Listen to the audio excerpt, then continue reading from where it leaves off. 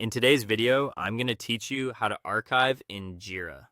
If you're trying to clean up an old completed project, hide outdated issue tracking items, or simply make your Jira workspace feel less crowded, archiving is a really useful option.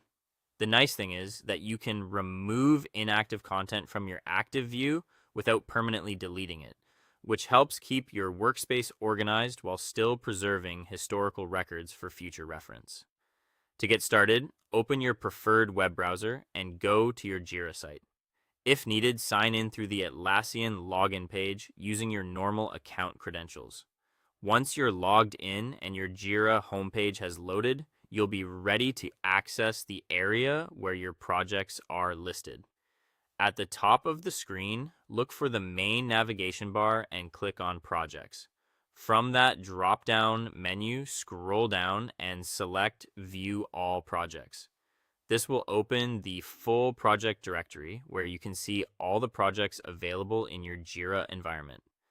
This view is especially helpful if you manage multiple teams or have a large number of completed and active projects. Now find the project you want to archive. Once you've located it, move to the far right side of that project's row and click the three-dot menu. A small list of actions will appear. From that menu, choose Archive. This is the option Jira provides when you want to store the project out of your active workspace without deleting its historical data. If instead you only want to archive a single issue rather than an entire project, open the specific ticket you want to hide. You can do this by clicking the issue key or opening it directly from your board or issue list. When the issue details appear, go to the upper right corner of the issue panel and click the Actions menu, which is usually shown as a three-dot icon. In that menu, select Archive.